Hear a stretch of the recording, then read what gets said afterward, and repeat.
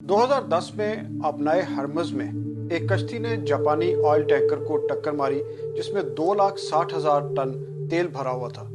इस हमले ने दुनिया को जाने वाले 40% तेल की फराहमी कई दिनों तक रोक दी। जापानी ऑयल टैंकर को कोई कश्ती किसी गलती से नहीं टकराई, बल्कि ये एक खुदकुश हमला था जिसे एक तंजीम अब्दुल्ला अज़ाम ब्रिगेड ने किया।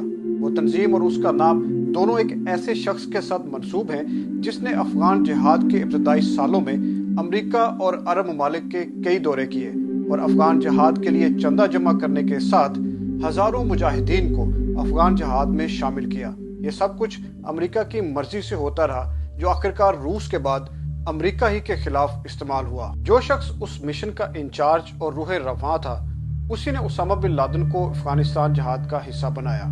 वो बिन लादेन का उस्ताद और रहनुमा भी था। उसी शख्स ने फलस्तीनी तंजीम हमास का चार्टर लिखा। उसी शख्स ने पेशावर में कायम करदा अपने मदरसा में उसामा बिन लादेन के साथ अलकायदा की बुनियाद रखी।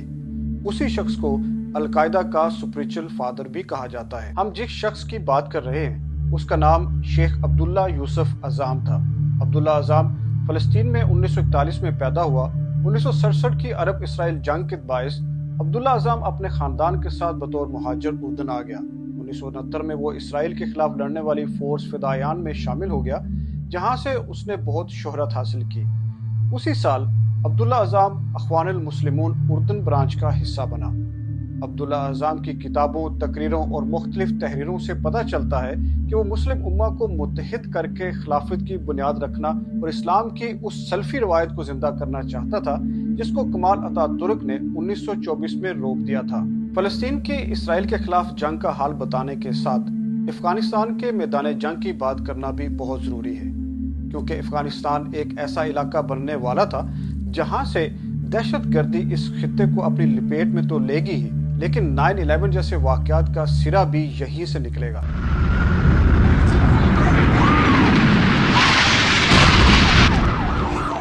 फलस्तीनी होने के बायस अब्दुल्ला अज़ाम फलस्तीन की सरजमीन को जिहाद का मरकज बनाना चाहता था, जिस पर हमास ने अब्दुल्ला अज़ाम को वो मकाम दिया जिसकी उसे ख्वाहिश थी। जिहाद पे लिखी उसकी किताबें, पम्फलेट्स, खुतबे और दूसरी तहरीरें पूरे फलस्तीन में फैल चुकी थी। हत्ता कि 1988 का हमास चार्टर अब्दुल्ला अज़ाम की तहरीरों से ही तश्कील दिया गया। फलस्तीनी शहर गजा में हमास की मिलिट्री एकेडमी का नाम अब्दुल्ला अज़ाम से मंसूब किया गया, जबकि अज़ाम की मौत के बाद हमास के एक मिलिट्री विंग को अब्दुल्ला अज़ाम ब्रिगेड का नाम दिया गया। ये वही ब्रिगेड है जिसने 2010 में आबनाए हरमज में जापानी तेल बरदार बहरी जहाज को निशाना बनाया। अब्दुल्ला अज़ाम के मुताबिक दारुस सलाम को इसराइल से आज़ाद कराना हर मुसलमान पर फर्ज है और उसके लिए बातचीत का रास्ता इस्लाम की रूह के खिलाफ जाता है, क्योंकि फ़लस्तीनी ज़मीन और मस्जिदुल अक्सा पर इसराइल का कब्जा उम्मत मुसलमा की तज़लील होगी। उर्दन और फ़लस्तीन के दरमियान 1970 की जंग हुई, जिसे ब्लैक सितंबर भी कहा जाता है। फ़लस्तीन की जानिब से यासिर अरफात की पार्टी PLO यानी पैलेस्टीनियन लिबरेशन ऑर्गेनाइजेशन ने इस जंग को लीड किया, जो अब्दुल्ला अज़ाम की मुखालिफ और अब्दुल्ला अज़ाम PLO का सख्त नाकिद था। उस जंग के दौरान अब्दुल्ला अज़ाम मायूस होकर मिस्र चला गया, जहां उसने अल अज़हर यूनिवर्सिटी से इस्लामी शरीयत में डॉक्टरेट की डिग्री हासिल की। उसके बाद वो उर्दन यूनिवर्सिटी में 1980 तक पढ़ाता रहा, लेकिन अपने नज़रियात के बायस वहां से निकाल दिया गया। वहां से निकलने के बाद अब्दुल्ला अज़ाम सऊदी अरब चला गया। ये वही वक्त है जब अफगानिस्तान में रूस के खिलाफ लड़ाई शुरू हो चुकी थी और अब्दुल्ला अज़ाम, जो सिर्फ जिहाद को ही इस्लाम के हया का वाहिद रास्ता समझता था, उसके लिए यह बेहतरीन मौका बन रहा था। किंग अब्दुल अजीज यूनिवर्सिटी जद्दा में क़याम के दौरान अब्दुल्ला अज़ाम एक शिद्दत पसंद ग्रुप का हिस्सा बन गया, लेकिन अफगान जिहाद का ख्याल अब पूरी तरह अज़ाम को अपनी गिरफ्त में ले चुका था। इसीलिए उसने अपना transfer international Islamic university Islamabad में करा लिया, ताकि जिहाद के एक कदम और करीब हुआ जाए। इस्लामाबाद यूनिवर्सिटी में उसको तनख्वाह मुस्लिम वर्ल्ड लीग की जानिब से दी जाती थी, मगर अज़ाम ने अपना डेरा जमाया पेशावर में, जिसे वो गेट वे ऑफ जिहाद कहा करता था। जैसे 1960 और 70 के दौरान इंडिया और चीन के दरमियान जंग के माहौल में कंबोडिया को हब बनाया गया, बिल्कुल उसी तरह पेशावर को असलहा, डॉलर और मुजाहिदीन की नकलो हमल का मरकज बनाया गया और अपनी मौत तक अब्दुल्ला अज़ाम पेशावर में ही मुकीम रहा। القاعدہ تنظیم کے باقاعدہ اعلان سے پہلے عزام پشاور کو القاعدہ الصلبہ یعنی مضبوط گڑھ پکارتا تھا، کیونکہ اب افغانستان جہاد کا میدان اور پشاور اس کا گڑھ بن چکا تھا۔ عزام نے عرب دنیا اور امریکہ کا سفر شروع کرنے سے پہلے افغانستان کے مختلف حصوں کا دورہ کیا۔ کہیں وہ پیدل گیا تو کہیں گدھے پر اور کہیں گھوڑے پر سوار ہو کر۔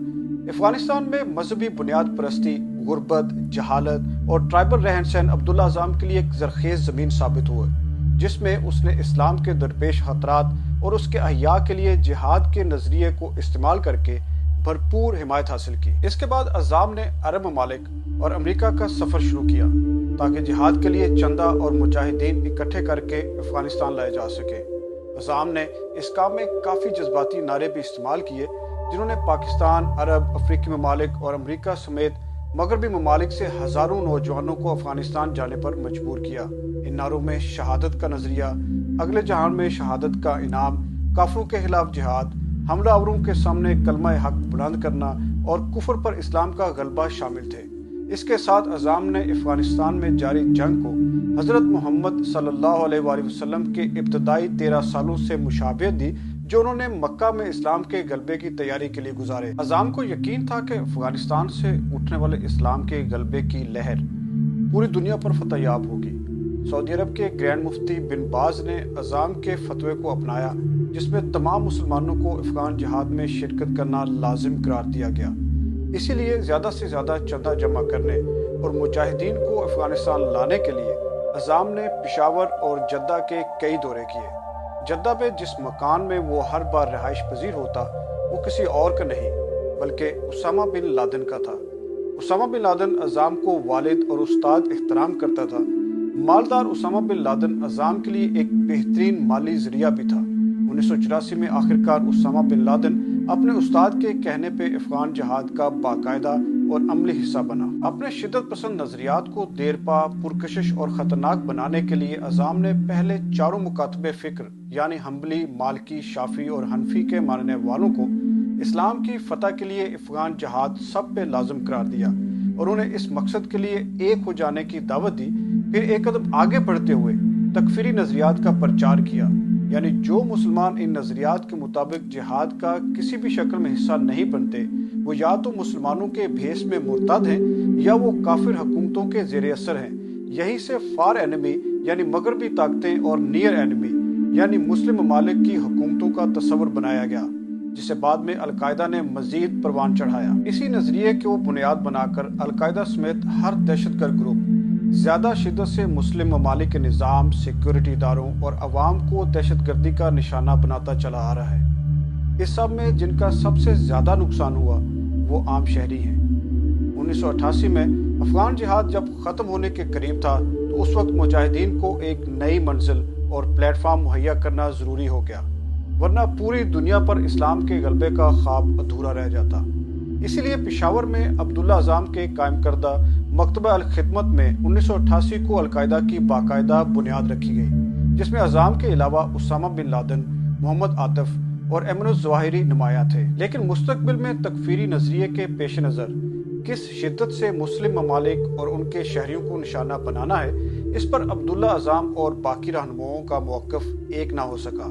آپس کی چپکلش سے فائدہ اٹھا کر ایمن الظواہری اور اس کے ساتھیوں نے عزام پر امریکہ کا دوست ہونے اور مالی کرپشن کا الزام عائد کیا۔ اگر یہ الزام پنچایت میں ثابت ہو جاتا تو اس کی سزا عزام کی موت ہوتی، لیکن اس وقت اسامہ بن لادن نے اپنے استاد کی جان بچائی، مگر عزام کی جان کو لاحق خطرات کے باعث اس کو پشاور چھوڑنے کا مشورہ بھی دیا، جسے عزام نے مسترد کر دیا۔ 1979 میں عزام پر پہلا قاتلانہ حملہ ہوا۔ یہ حملہ اس مسجد میں کیا گیا جہاں وہ خطبہ دیا کرتا تھا۔ عزام تو اس حملے میں بچ گیا، لیکن 100 سے زائد لوگ جاں بحق ہو گئے۔ لیکن دوسرا حملہ کارگر ثابت ہوا۔ اس حملے میں عزام کی کار کو نشانہ بنایا گیا، جس میں وہ اور اس کے 2 بیٹے ہلاک ہوئے۔ اس بم حملے کے بارے میں آج تک کسی نے بھی ذمہ داری قبول نہیں کی۔ عزام کو ہلاک تو کر دیا گیا، لیکن اس کے نظریات القاعدہ نے ہر لحاظ سے اپنائے، بلکہ اس میں مزید شدت پیدا کی۔